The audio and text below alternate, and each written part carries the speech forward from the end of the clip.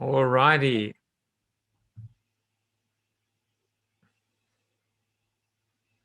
Welcome to the Zoom after show, my friends.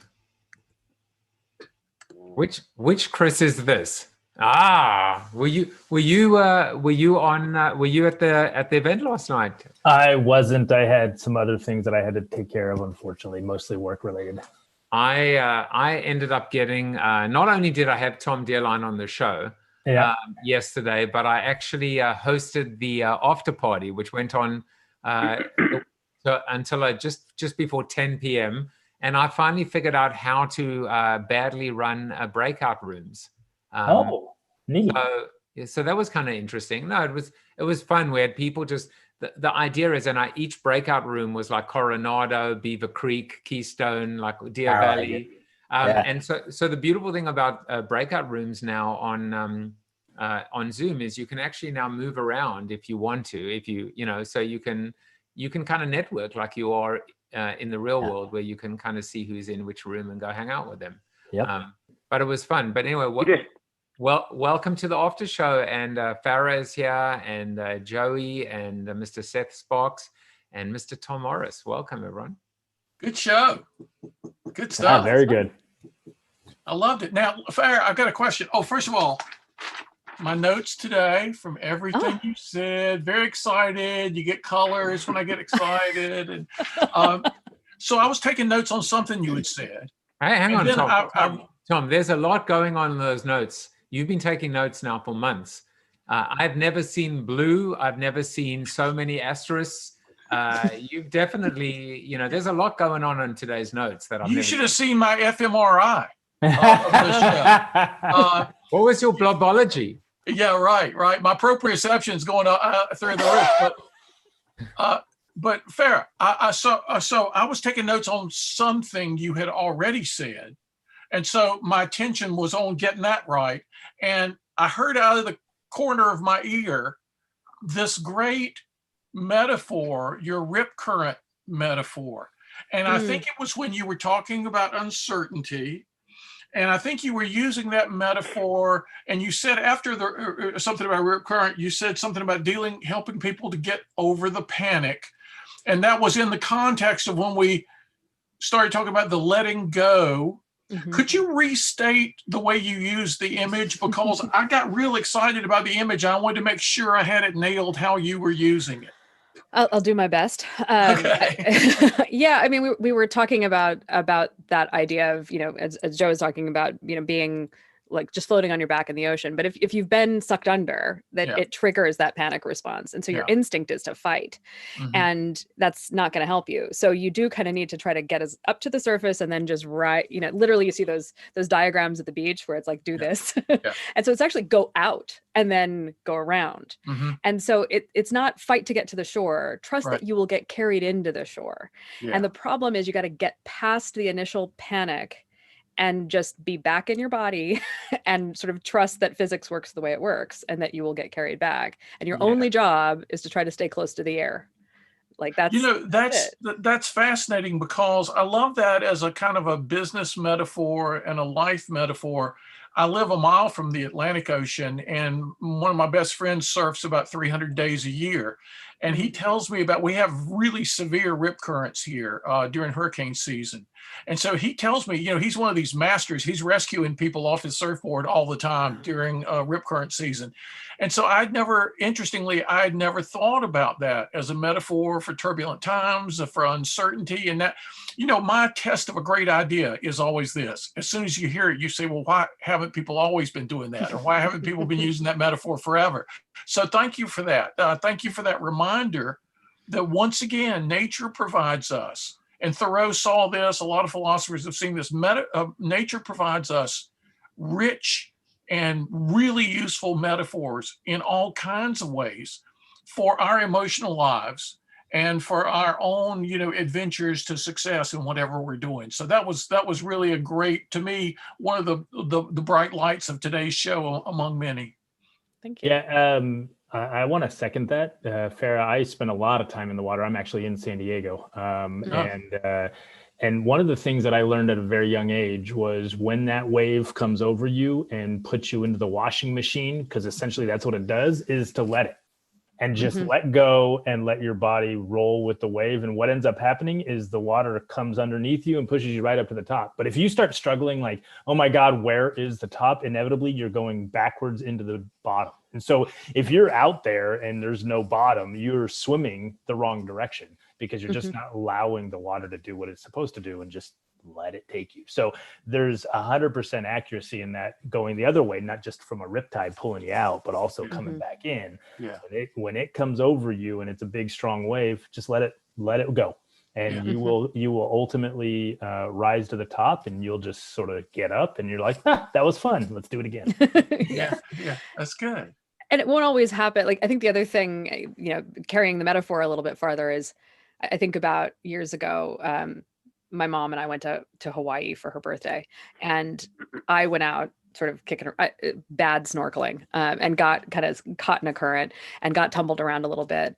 And then sort of thankfully had a mask on so I could see some things, and was like, oh, rocks, and pulled myself up onto the rocks. Well, I scraped the hell out of my legs on the way up, but I got out. Right. Like there's also that, like sometimes you get tumbled back onto the beach and your swimsuit's been half torn off and you've scraped up your shins, but it's fine because you're back on the beach. Yeah. Right. So it doesn't have to be a perfect, 3-point landing. You just need to get out. And I think that is the other thing I see is kind of the perfect is the enemy of the good example a lot with clients of, we can't just survive. It has to be perfect. And it's like, well, actually, sometimes you just need to survive long enough to get to the next thing. And the great and ironic aspect about a metaphor like that is that the metaphor itself can be a life preserver for us as we're in our own moments of turbulence and current. Just to have that story to remind ourselves of can give us the survival techniques that we tend to do the opposite. You're right. And so it's one of those great things in life. There are all these paradoxes. The things we think are the most obvious to do tend to be the most destructive and the most self-destructive. But once we learn from nature, we can go with the flow. And, I was typing in the chat function about Hindu wisdom and the Bhagavad Gita and all this kind of stuff, because to know what to embrace and what to release is such an important part of wisdom in life. There are too many people releasing the wrong things and embracing the wrong things, right? And to know when to do each and when to change is really crucial. So I just had my brain fried with all that stuff today. So thanks again. Well, and think about what Farrah was talking about in terms of helping brands make big decisions, right? I mean, that's essentially what you just said, right? And the paradox of choice. The paradox of having so many choices, being able to do whatever you want. Like, right. I love it when clients used to come back to us and say, hey, blue sky ideas. And it's like, well, there's no such thing as blue sky ideas, right? I mean, because there's always going to be parameters that you have to set and you have to work within. So, but I love that analogy as well. So yeah, it's good stuff. And these big decisions, and I'll quit talking now, but these big decisions are so difficult for people, I think, because self-knowledge is so difficult for people. And that's one of the reasons Socrates was always hammering on know thyself, because you don't know what decision is right for you because you don't know who you are as a business, as a person, that sort of thing. I have a friend who's a top executive coach, and he says most of the problems of my clients would just go away if they were better at self-awareness and self-management. He said that's just the key to so much in life, and I think it's true. And it probably shows up in strategic decisions as well. They just don't know who they are, and they don't have self-awareness, they don't have self-management, and so everything becomes like too much. Yeah, I think there's also one other thought, which is perspective, because I was really I'm really kind of digesting what Farrah was saying about this idea of just, showing up, being seen versus actually being in it. And I think so many brands and companies are dialing it in or just doing the bare minimum just to kind of maintain some kind of appearance that things are okay. 2020 on so many levels, the biggest crime or the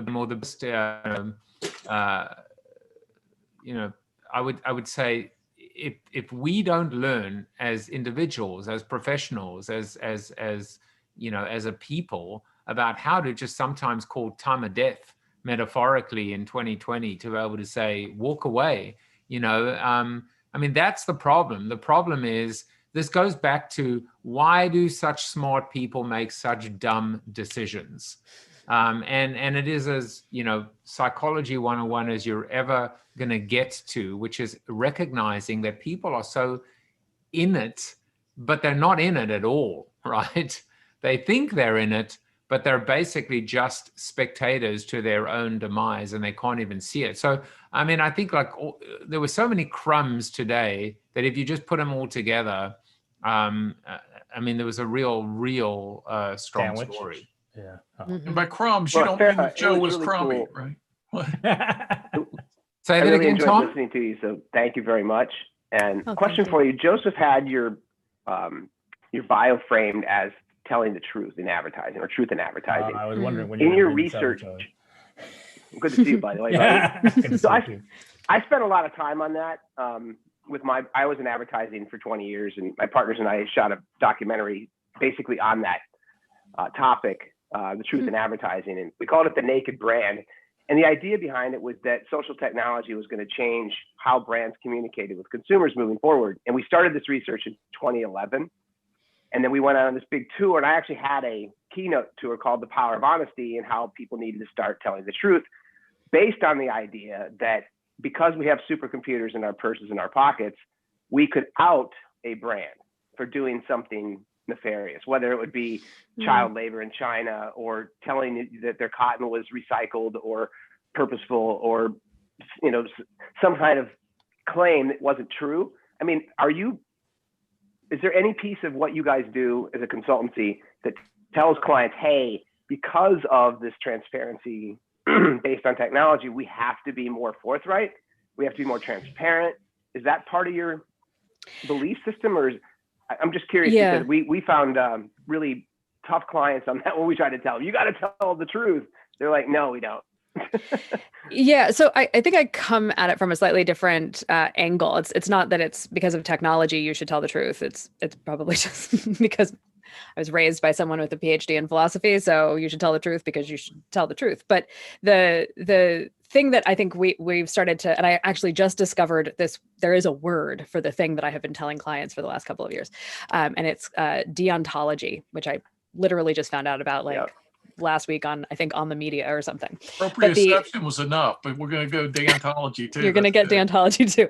So the idea there basically being that the way I talk about it with clients is, it is possible to make a good decision and have it not turn out the way you hoped. Like, it's a very simple idea. And so what is it then to make a good decision?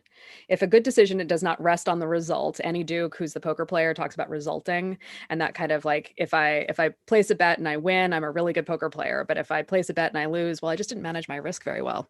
It's like, you know, this kind of trying to make excuses thing. I think organizations in particular lose their way because what gets measured gets managed. And so if you're measuring outcomes, then everything gets oriented to the outcome. And so you make, at the kindly, suboptimal decisions, but they get you the thing that you wanted.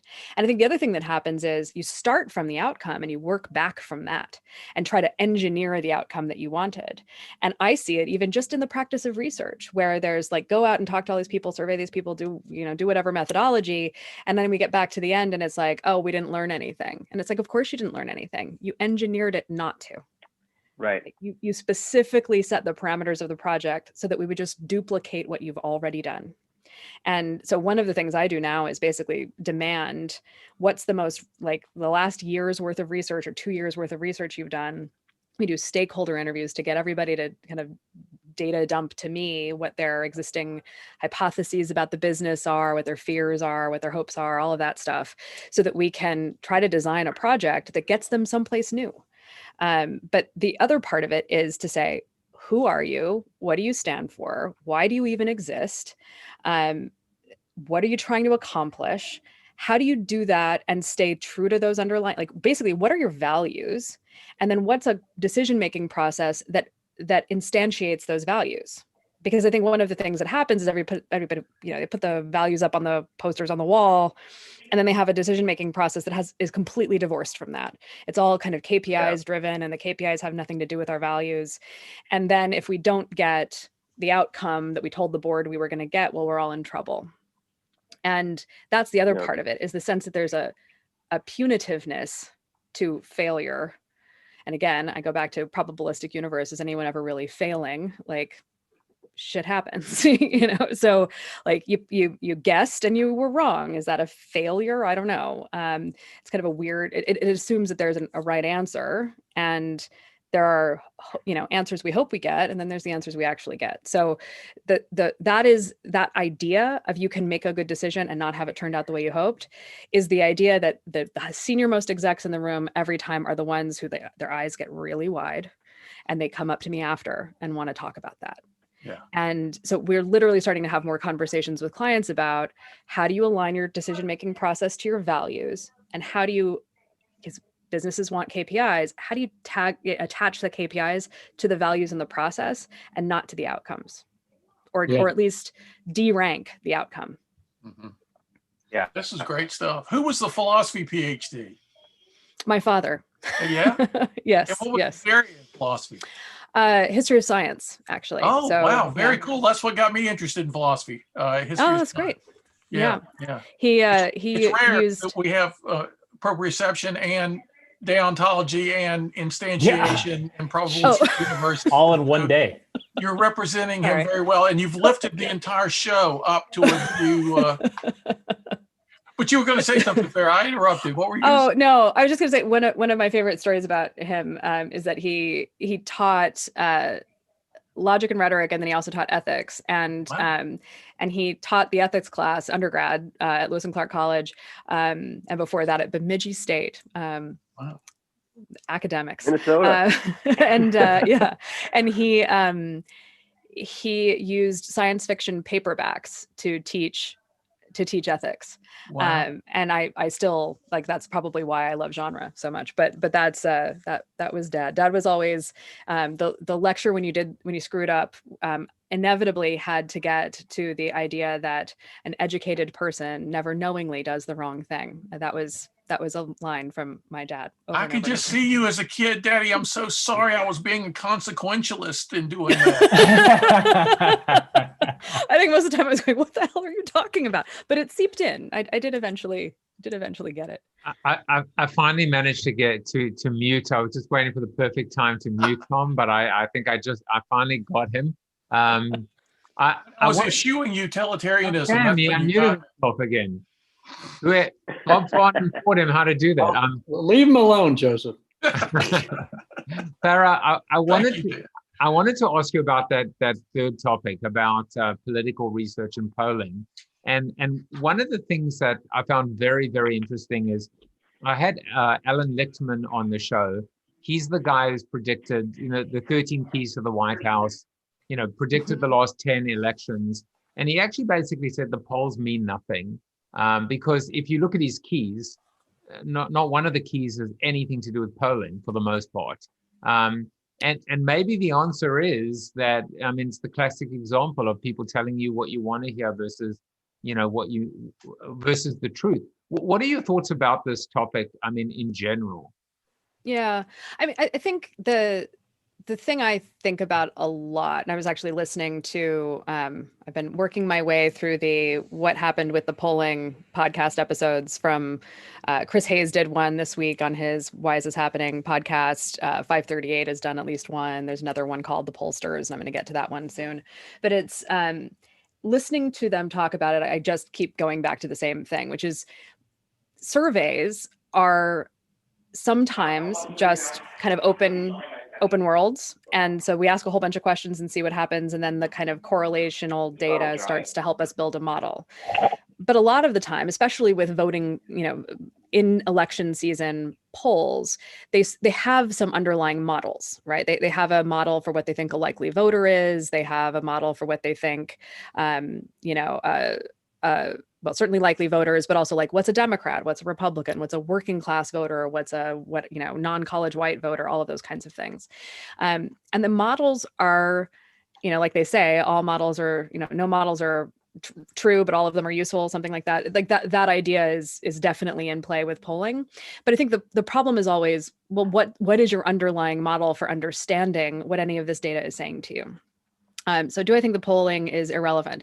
At a certain point, yeah, I kind of do. I think at this point, like the political alignments are pretty clear. The woman who does the Iowa poll was on the 538 podcast talking about like, we don't really know that much. Like it's not thick data about why Trump voters are Trump voters, for example. Like people who voted for Trump in 2016, but were kind of ambivalent about it for 2020. When you get them into a dialogue, into a non-survey, environment, they basically say like, well, I'm not sure if I'll vote for him. Well, is there another Republican you'd like to vote for? I can't think of anybody. Would you vote for a Democrat? Oh, hell no.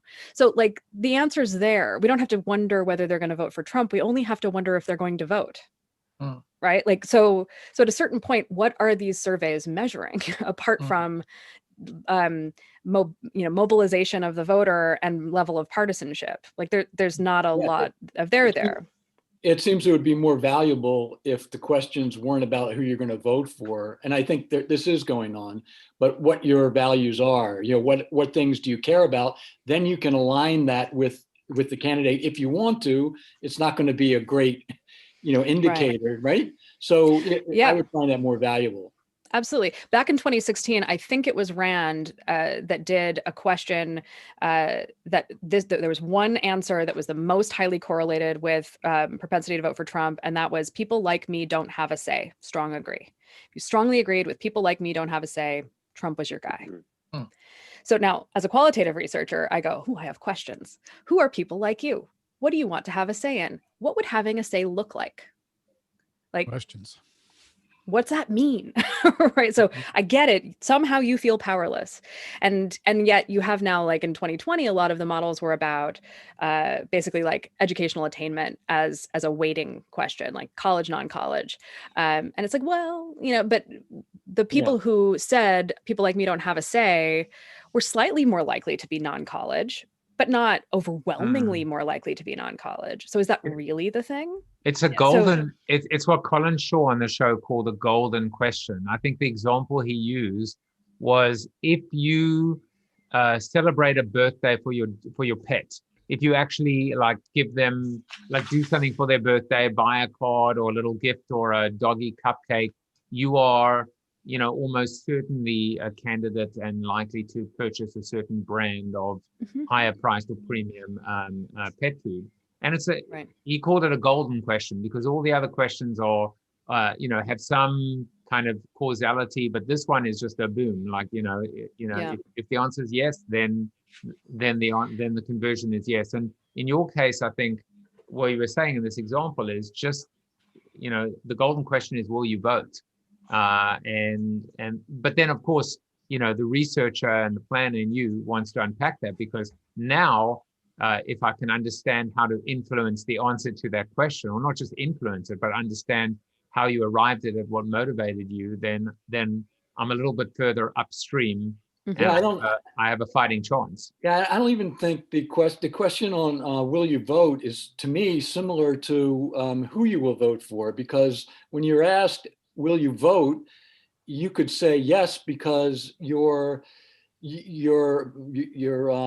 thought process is, of course, I am a person who would vote. You're asking me a question that, in effect, questions my validity as a human being in this environment. So yes, I'll say the answer, yes, I will vote, when in fact, I'm not going to vote. So it'd be better if you asked me values around, again, voting, as you would ask me values around the candidate I would vote for. So instead of asking me, will I vote, ask me, do I clean up my room? Or do I take the garbage out? Because most of the people who do those things will vote, or whatever, the algorithm is. Yeah, I think there's a lot of truth in that. And there's also some interesting stuff now where pollsters are talking about basically social trust as an indicator. And actually, the interesting thing seems to be that it's almost a proxy for social trust, whether you are someone who answers polls or not. So like if you have high social trust, you answer polls. Well, guess what? You also probably tend to be more liberal. And if you have low social trust, you're not going to pick up the phone for a number you don't recognize, and you're not going to answer the door for someone you don't know. So, it goes back to the focus groups, and I loved what you were saying about that. I've always felt that way, and therefore, just didn't do focus groups, period. I'd rather spend 3 days or as long as I can, at least breaking bread over dinner with one person and layer in to the questions that I want answered. But it's never about, what product will you buy? Because that's essentially who will you vote for? It is an ethical kind of question with the client. We're not here to find out if they're going to buy your product. We're here to find out what their values are and if they're aligned with ours, and what things we ought to do to the product and the way that we culturally, are as a company, the way we market, so that we can align with them and they will then buy our product. Right. Well, and that do you think the fact that, oh, go ahead. Go ahead. No, go ahead, Joseph. Do you think the fact that there was so much dishonesty from Mr. Trump that it changed polling, in the sense that people, because I have a lot of family that voted for Mr. Trump, and my mother included, who is Mexican, and we were poor, and I went for a walk with her one day, and I said, he specifically pointed that he doesn't like you, Mom. So why are you voting for him? And she said one issue, because she was adopted. So that was her issue. It's pro-life across the board. But then as a researcher in advertising, my question was always about, well, are people admitting that they're going to vote for him because they don't want to be judged, or they're ashamed that they're voting for him? Or so did polls change more in 2016 and 2020 based on the fact that the candidate was so much different than the previous candidates? So there are a couple of things in that. One is that the polls were not, like, historically, the polls are off by like something like 2 to 4 points. So the polls are kind of directionally wrong every year. So if you're within, like I said, sort of 2 to 4 points of what the polling averages were, then that's generally considered to be a good good polling. Yeah. This year was more like 4.5%. So it's still within the fat. And, if you've got a distribution graph, it's like in the fat part of the distribution graph. So it's not that the polls were that off. It's just that everything is so tight, and we have this electoral college layer on top of it, that like polling's tricky in terms of making predictions. But then I think the other thing that's interesting is there isn't a ton of evidence for the so-called shy Trump voter, the person who doesn't want to admit that they're going to vote for Trump. There are some sort of shy voters, like, I don't want to admit I'm probably not going to go vote. There's a little of that. But we are seeing these interesting trends of like more kind of partisan performative response, where I'm on team red or I'm on team blue. And if I think you're a blue pollster and I'm on team red, then I'm going to say extreme shit to make you freak out. Like it's own the libs kind of stuff. So we are seeing performative responses. We are seeing partisan response rates. So there is some concern that by discrediting the media and discrediting pollsters, fewer conservatives want to participate in political research because they don't trust it to begin with. So they don't try to make their voices heard, which I think is troubling. The issue I think there is like, do we start to see participating in polling as essentially a civic act, that by responding to a poll, we are expressing our citizenship, and that therefore it's kind of a duty to answer, which then creates a whole bunch of problems for the pollsters because the people are not their clients, right? The newspaper or the university are their clients. But I think it's also interesting just to think about, like, so what do I want more of? What do I personally want more of? I want more of the thick data. To Jan's point, I would rather do ethnography with folks, and like really good, rigorous ethnography, than do more polling. I don't think there's, if we wanted to find a golden question, we'd be more likely to find it in people's stories and in their lived experiences than in other questions. That's my bet. And I'll also just say, the very first time I did a political focus group, I did not know what I was walking into, really. My opening question was just sort of like, I was in the Philadelphia collar counties, and I just sort of said, how's everybody doing? And people literally, somebody in every group goes, potholes. And I was like, I don't know how that answers my question exactly, except it's like spring around Philadelphia after the snows have melted. And so the roads are shit, right? Like, but they know why they're there. They're in a politics focus group. So they perform a Frank Luntz style politics focus group because they've seen that on CNN. So that's also, I think, a problem with political research is people know things. You want to be the candidate for fixing potholes, and it'll get you elected here in San Diego. It is the number one concern. It works. Yes, it absolutely works. Yes, traffic signals, potholes. I just have one question. Will Farah come back and do this with us every week? This was just too much fun. This was too much fun. Thank you so much. We could just do this for hours. I've told Farah about our Friday community show, so hopefully you'll come back and hang out with us on a. But also, you know, we're here every day, and sometimes Tom's here even when we're not here. I was a hapless guest. I had no idea what I was being lured into in July, and I don't think I've missed maybe one day I've missed since July on the after show. Wow. So you're always invited. That's amazing. I will look forward to doing more of that. I was very upset with you when you missed that one day. Tom, you were guest number 79, July 21st. A day that will live in infamy. For sure.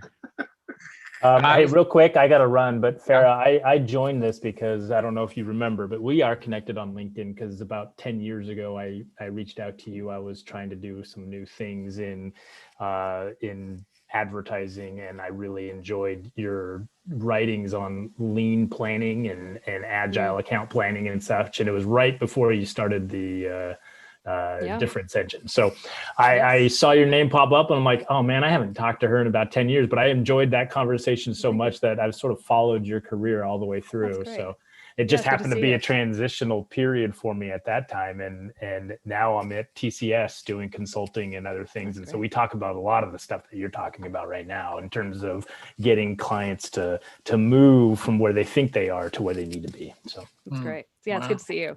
Also, Farah, you need to get in touch with Jason Burnham. So I'll send you a note on LinkedIn, but what you are talking about is some of the things that he's doing with culture design. Oh, that's great. Yeah, I would love that. Yeah, Jason's been on the show as well. He pops in from time to time. So Chris, have you guys got each other's emails? Yeah. We're connected on LinkedIn. Yeah, we're connected. I'll get in touch with her. It's no problem. Great. All right. That new startup LinkedIn, you think it's got a bit of staying power? Nope. All right. I'm just jealous because Seth has the coolest wall. Good to see you, Chris. I think anybody